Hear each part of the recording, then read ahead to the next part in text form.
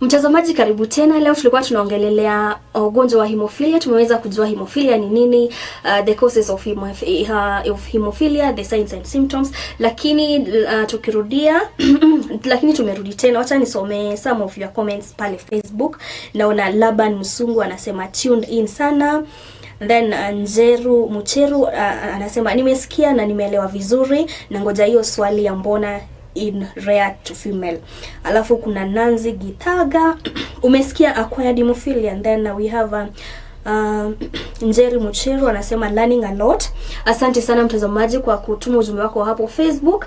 Na Jai, tukirudi tena naomba tuambie why is haemophilia rare in female? So that's a very good question. We'll go back to genes. Ukiangalia venye nilisema, for human beings kila mwanadamu akona 2 sex chromosomes, an X chromosome and an X and Y, so it depends on who. So for the females we have X, 2 X chromosomes. The males wakona 1 X and 1 Y. Again, from something we've said, tumesema haemophilia ni X linked. So that means inakuanga kwa the X chromosome. So actually the answer is there, because kama the female akona 2 X chromosomes, it means that both of them lazima zikuwe na shida ndio apate haemophilia. But for the guys, they only have 1 X chromosome. So kama hiyo moja ikona hiyo mutation kwa hiyo gene ya kutengeneza the factor, that means yeye anagonjeka. Yeye atakuwa. So that's why it's actually rare in females. Mostly utapata females are what we call carriers. Carriers inamaanisha nini? Inamaanisha X chromosome yake moja ndio iko na hiyo defect. Not both of them, ni moja. Sisemi ati kuna wakati huwezi pata female akiwa na haemophilia. When now tuseme the husband or the male, the parent, the male parent is hemophilic and the mother is a carrier. So that means if the mom gives the X chromosome yenye iko na defect, and the father definitely has to give the X because it's a female, so for that female atakuwa hemophilic, but it's very rare. Yes. So the reason why it's rare in females is because the females are at an advantage. They have 2 X chromosomes, but the males only have 1. So once they have a defect, boom, haemophilia. Okay. And acha tuongelele how haemophilia is diagnosed. Okay. From what we've been talking about, we've talked something like the bleeding takes longer in the haemophilia patients, factor levels ziko kidogo. So the easiest way to know someone akona probability ya kuwa hemophilic ni kama akona history kwa familia yake. So if you know your mom was your dad had hemophilia, baba yake uko mbele, ama the mom was a carrier akapata watoto wako na hemophilia, you definitely expect generation hiyo ingine anaweza kuwa na hemophilic patient. But apart from that, the signs and symptoms that will tell you. Sorry about that. And then wakikuja tutachukua damu. Damu, what do we want to test? Tunataka kutest itachukua muda mgani kwa hii damu kuclot. For a normal person, let's say around 30 seconds.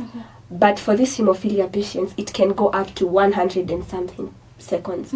Again, depending on how severe it is, the amount of clotting factor.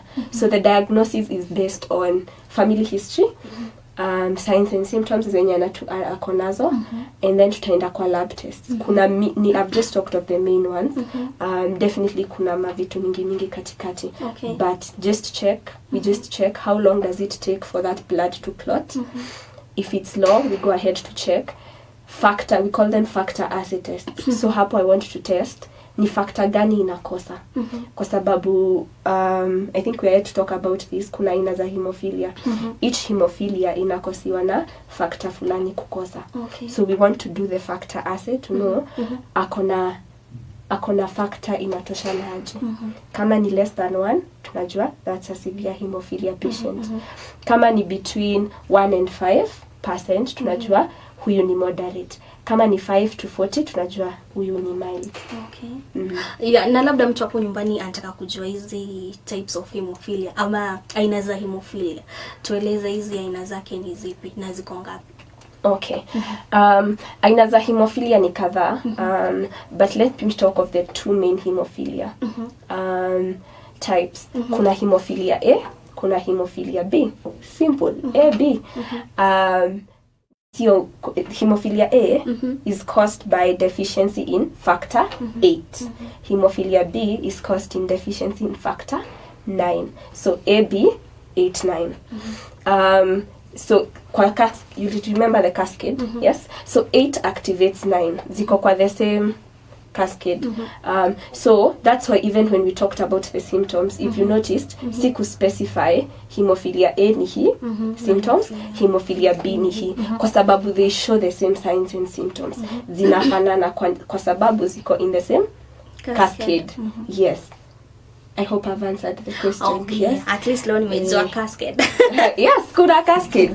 Yes. Hizo zingine ni kama yenye uliniuliza acquired hemophilia, yenye haina, it has nothing to do with the genes. Okay. Just the mutation happens along the way, or the immune reaction ya mwili against the same cells. Okay. Hizo zingine ni for other factors. Kuna hemophilia C, but wacha hizo zisikushtue. A na B ndio most common. Yes. Okay, now let's talk about the challenges au watu wa hemophilia wana face, maybe kazini ama hapo nyumbani. Challenges zipi ambazo wana face?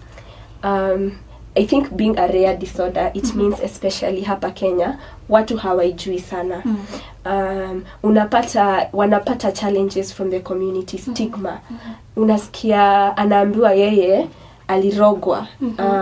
Unasikia mtu aliachwa hata by the husband because anasema niwe ulikuja na this disease to our family. But it's actually not the case. I think that's a misconception, that's a myth. Na ningependa kuambia watu sio kupenda kwa mtu. Genes, it's a random chance. Yeah. You know, one of the things, if we took the Y chromosome, one of the things that is linked to the Y chromosome is the gene for baldness. That is kipara. I can't recall one time a man woke up akasema mimi nataka kipara. You know, it just comes because iko kwa genes, and it will probably be passed on to your child. So you can't blame the woman for the gene. It's just by chance. What happens, so for such people or for such families, I would say embrace your kid. Mkiwa pamoja kama familia. Hemophilia, people with hemophilia are living normal lives once they receive the treatment, you know. Wanna lead a normal life, just like diabetes people are taking insulin shots.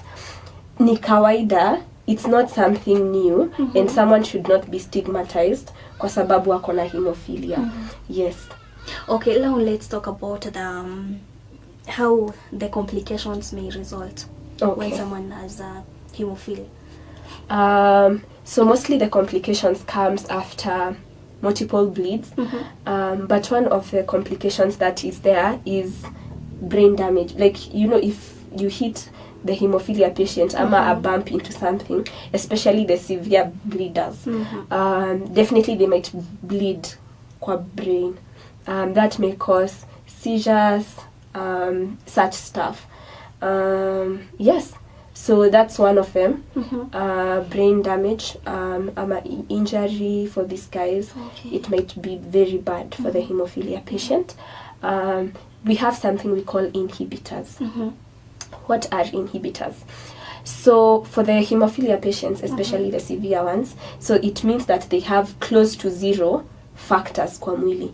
And as we said, our white blood cells or our immune system imekuwa trained to fight foreign substances. So if it's this low in this patient's body, it means that the body thinks of it as a foreign substance. So itakuwa ready to fight against it. So these inhibitors, they are antibodies that are against the factors. And you see, if I may create antibodies against the factor, and we are treating the disease by giving the factor, it won't be effective. So that's another complication. Inhibitors, na hiyo ya the brain. Another one is, because they tend to bleed a lot, most of them go through blood transfusions. Lazima wainfusiwe damu to increase the blood in their system. So, and we know damu hukuja can come with infections from other people, hepatitis, HIV, those transfusion transmitted infections wanaweza zipata. So that's also another complication or a risk for the hemophilia patients. Yes. And what about can hemophilia be prevented?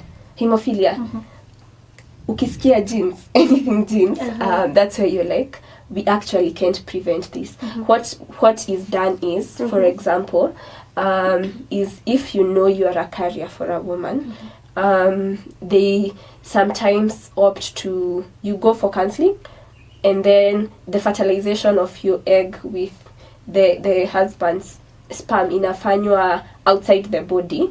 They first confirm that the nini is not hemophilic, and then it's nini inakuwa implanted in you.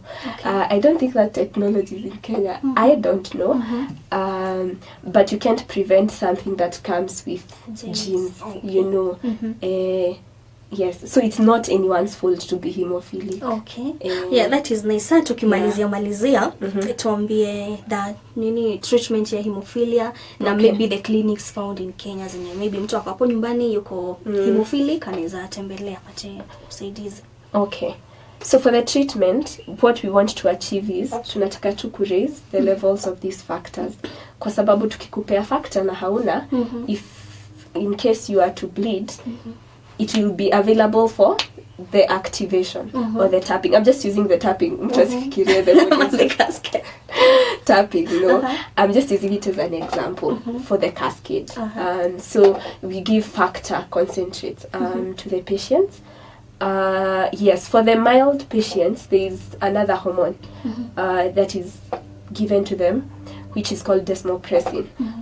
So here, itawasaidia too. The nini is not necessary, how it acts, but there is also that. We also have management, because you see, for the people who have multiple bleeds kwa joints, they become, kuna risk ya kukua disabled with hemophilia patients.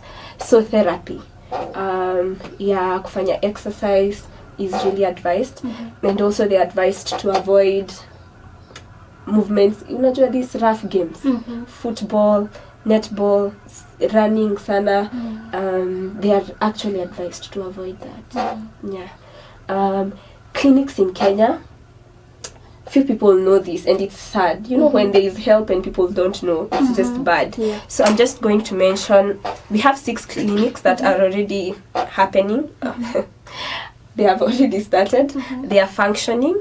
We have one in Voi, there is Coast General, Muranga, Kisii, MTRH, Moi Teaching Referral Hospital, and Kenyatta National Hospital. So I'll repeat, there's Kenyatta National Hospital, Moi Teaching Referral Hospital, there's Voi, there's Coast General, Muranga, Kisii. Those are 6. Is already they are functioning. So if you know a hemophilia patient, or you've experienced or you've seen someone bleed a lot more than normal, please advise them to go to the clinics. It might be some other bleeding disorder, but it's always good to help out, you know. Let them go get checked out. But we have 3 clinics that should be opened by the end of this year. One in Meru, one in Nanyuki, and one in Garissa. Yes, so we hope that it will work to help the hemophilia patients get better, prevent the stigma, you know. It's one thing to be sick, it's another to be just hated by the community for something you had no control over. Yes, so to just support them. If you know someone, direct them to the nearest clinic. They'll get the factors, they are there, they'll be treated, and your child will be okay, and they will live a normal life. Yes. And when we talk about treatment, is it expensive? Yes, so the treatment is expensive, but we thank God for donors. I know if it were up to us to fully pay for those factors, we would not be able to maintain that. But we have the World Federation of Haemophilia. So it works with the Kenya Haemophilia Association. So the association is working day in, day out to make sure the clinics are close to the people and to make sure that if they want to access the factors, they can get it. And you know, being that it's affecting males mostly, and they are the ones who are vibrant, you know, they are vigorous in their activities, going to high school, they actually need for these things to be very available for them. So yeah, we thank God for such associations. Okay. So for now, it's not the cost will be transport and maybe the tests, but when it comes to treatment, I can assure you that it's quite affordable. Okay. Just go to the clinic. Yes. Okay, thank you for your time, Jael. Na tukimalizia utupatie social media handles zako ambapo mtu labda anaweza kupata kujua mengi about haemophilia. Okay. So I'm not too active on social media.